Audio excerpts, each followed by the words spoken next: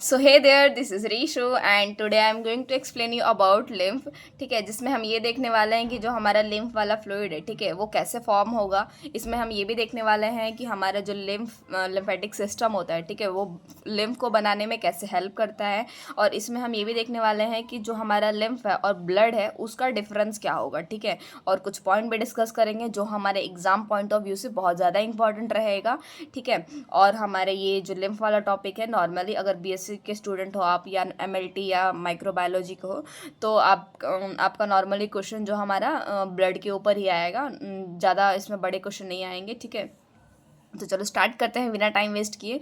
तो इसका फिल्टरेशन का प्रोसेस कैसे होगा। ठीक है, देखो जैसे कि ये ब्लड कैपिलरी है, ठीक है, तो इसमें क्या होगा, ब्लड फ्लो हो रहा है। ठीक है, तो ये क्या करेगा, फिर बाद में ये जो स्पेस जो मैंने बनाया यहाँ पे देखो, ये इसके अंदर से ब्लड जा रहा है। ठीक है, तो ये ब्लड यहाँ पे आया और अभी इसमें क्या होगा कि जो हमारे मैक्रो प्रोटीन्स जो होंगे, प्लेटलेट जो होंगे, आरबीसीज जो होंगे, जो बड़े बड़े प्रोटीन होंगे, ठीक है, वो क्या होंगे, इधर ही रह जाएंगे। और फिर बाद में हमारा जो छोटे छोटे आयंस वगैरह हो जाएंगे, हार्मोन्स वगैरह, वो इसके अंदर चले जाएंगे। ठीक है, that is called lymph capillary. ठीक है, लेक्टल।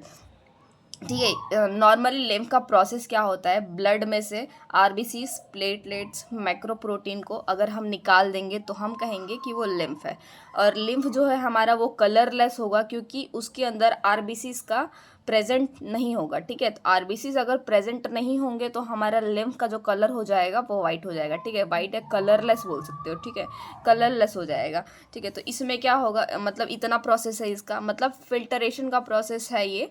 मतलब ब्लड में से हमारा फिल्टर हो रहा है बड़े बड़े प्रोटीन्स, और हमारे आरबीसीज और प्लेटलेट्स फिल्टर हो रहे हैं। ठीक है, बड़े सेल फिल्टर हो रहे हैं। और फिर बाद में हमारा क्या नीचे बच रहा है, जो हमारे जो लिम्फ कैपिलरी के अंदर क्या फ्लो हो रहा है, जैसे कि पानी हो गया, H2O हो गया, फिर बाद में स्मॉल प्रोटीन्स, आयन वगैरह हो गए, हार्मोन्स और ऑक्सीजन गैसेस भी हो गए। ठीक है, और न्यूट्रिएंट्स वगैरह हमारे हो गए जो हमारे लिम्फ कैपिलरी के अंदर जाएंगे। ठीक है, ये सब छोटे छोटे जो हमारे पार्टिकल्स हो गए वो हम मतलब इसके अंदर जो है वो फुल होगा। ठीक है, फिर बाद में हम कुछ पॉइंट देख लेते हैं कि इसके रिगार्डिंग जो पॉइंट होते हैं वो क्या होते हैं। ठीक है, तो ये हमारा हो गया फर्स्ट वाला, it has the same mineral distribution as plasma.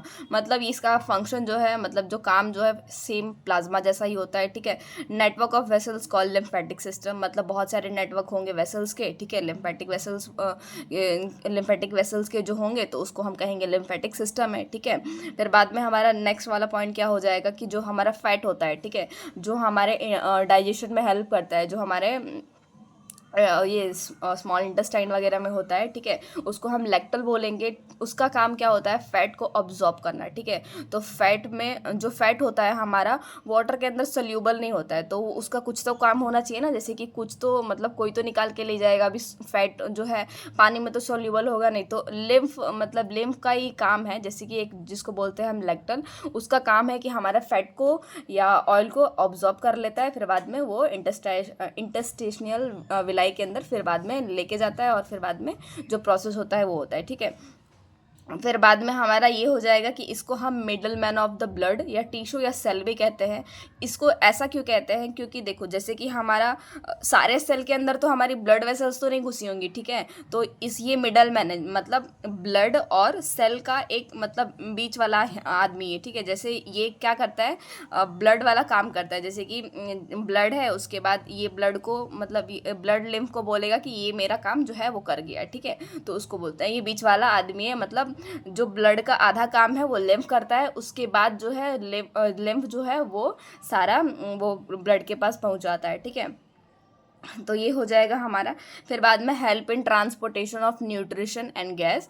ठीक है, तो ये गैस और न्यूट्रिएंट वगैरह इसको ट्रांसपोर्ट करने में भी मदद करता है। ठीक है, और ये कैरी हार्मोन्स वगैरह, आयंस, ये सब कैरी करता है। ठीक है, क्योंकि ये जो है हमारे छोटे छोटे पार्टिकल्स को कैरी करता है, यही वाला हो गया। ठीक है, फिर बाद में हमारा ये हो जाएगा डिफरेंस क्या हो जाएगा, देखो डिफरेंस में मैंने लिखा है कि जो हमारा ब्लड है, ठीक है, तो ब्लड जो है हमारा रेड होता है क्योंकि इसके अंदर जो हमारे आरबीसी जो होते हैं वो प्रेजेंट होते हैं। ठीक है, और हमारा लिम्फ जो है कलरलेस होगा क्योंकि आरबीसी के मतलब जो आरबीसी जो है इसके अंदर वो एब्सेंट होंगी। ठीक है, फिर बाद में हमारा प्लेटलेट जो है इसमें प्रेजेंट होता है। ठीक है, और लिम्फ में जो हमारा प्लेटलेट जो है वो एब्सेंट होता है। फिर बाद में हमारे डब्ल्यूबीसी इसमें कम होते हैं और डब्ल्यूबीसी इसमें जो है लिम्फ में वो हमारे ज़्यादा होते हैं। ठीक है, प्रोटीन यहाँ पे 7% होता है, प्रोटीन यहाँ पे लिम्फ में 4% होता है, ठीक है। और इसमें मैक्रो प्रोटीन जो होते हैं वो एब्सेंट होते हैं, ठीक है। तो ये हो जाएगा हमारा डिफरेंस ब्लड और लिम्फ का, ठीक है। और ये हमने देख लिया कुछ पॉइंट लिम्फ के रिगार्डिंग, ठीक है। So thank you so much for this video and please like share and subscribe. अगर वीडियो आपको समझ में आया हो अच्छी तरीके से तो प्लीज़ अपने फ्रेंड को भी ज़रूर भेजिए, ठीक है। So thank you so much for watching this video till and so thank you.